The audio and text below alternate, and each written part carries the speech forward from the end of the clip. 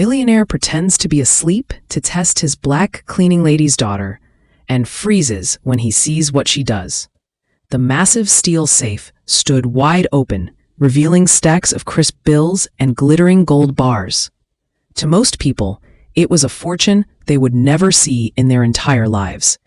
But Alexander Grant, a billionaire known for his cold demeanor, sat motionless in his leather chair, pretending to be asleep. His breathing was steady, his eyes only half closed, carefully watching everything unfold. That night, Maria Lopez, the cleaning lady, walked into the office with her 6-year-old daughter, Sophia.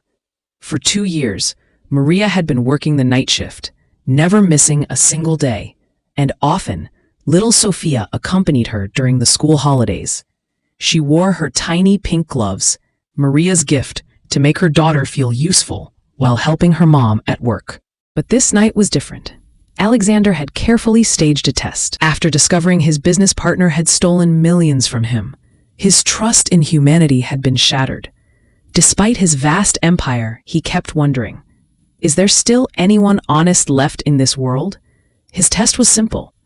Leave the safe open, piles of money exposed, and see if temptation would win. Maria got busy with her work, wiping shelves and dusting tables. Meanwhile, Sophia's innocent curiosity pulled her closer to the safe. Her eyes widened at the sight of so much wealth. Alexander, pretending to sleep, held his breath, bracing himself for disappointment.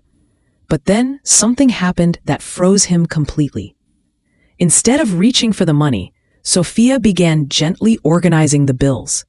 She stacked them neatly, arranging them by size, like a little accountant. With delicate hands, she treated the fortune as if it were something sacred. "Mommy," she whispered, "Mr. Grant's money was all messy. I fixed it, just like you taught me with our coins." Maria turned around, startled. "Sophia, you shouldn't touch the boss's things." "But it was untidy, Mama. He'll be happy when he wakes up and sees it neat," the child said softly. Alexander's chest tightened with emotion. A child who probably never held more than a few dollars in her life had resisted temptation and chosen honesty. That tiny gesture struck deeper than any words could. And little did he know, this moment was the beginning of a chain of events that would change not only his life, but also expose truths about prejudice, kindness, and justice. In the following weeks, Alexander quietly observed Maria and Sophia. He discovered that Maria worked 2 jobs, cleaning his office at night and another workplace in the morning. Sophia would patiently sit in the waiting room, doing her homework, never causing trouble. What amazed Alexander most was Maria's way of raising her daughter.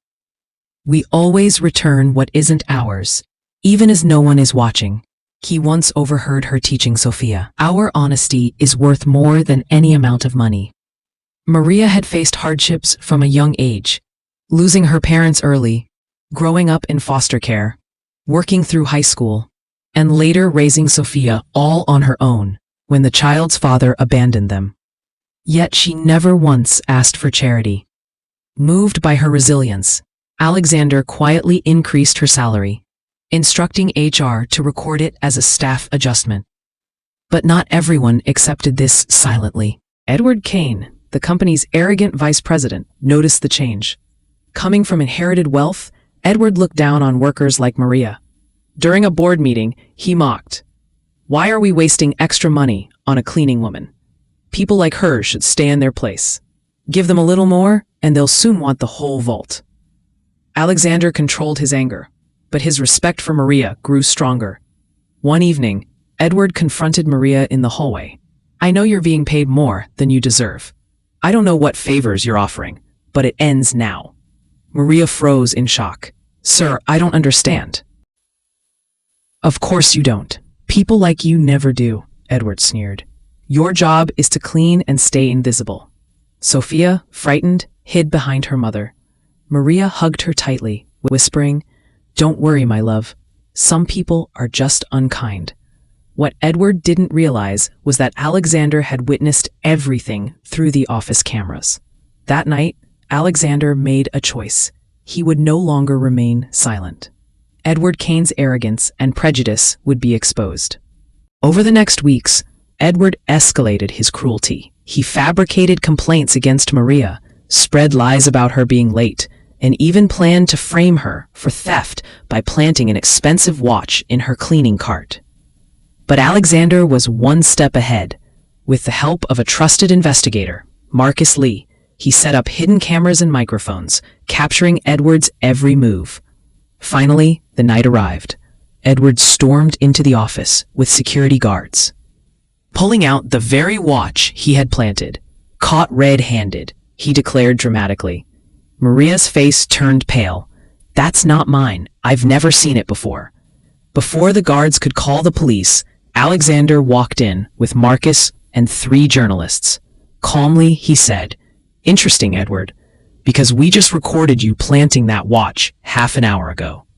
The room fell silent. Marcus played the footage on a tablet, multiple angles of Edward slipping the watch into the cart. Then came screenshots of Edward's private racist messages and recordings of his threats. A reporter stepped forward. "Mr. Kane, would you like to comment on these accusations of discrimination and conspiracy?" Edward's arrogance collapsed into panic. The police, already called by Alexander, arrived moments later. Edward Kane was arrested on the spot, charged with conspiracy, racial discrimination, and harassment. Maria stood trembling, but this time not from fear, from relief. Sophia looked up at Alexander and asked, "Mr. Grant, will the bad man stop scaring Mommy now?" Alexander knelt down, smiling gently. "Yes, sweetheart. He'll never bother you again." Months later, Maria was no longer just a cleaning lady.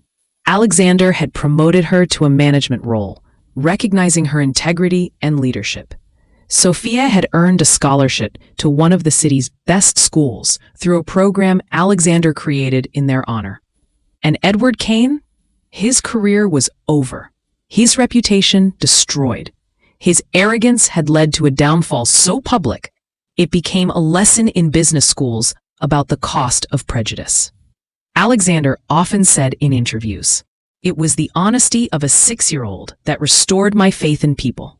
True strength isn't in wealth, it's in integrity." And from that day forward, his company became a symbol of justice, kindness, and second chances, proving that sometimes the greatest lessons come from the most unexpected places. Thanks.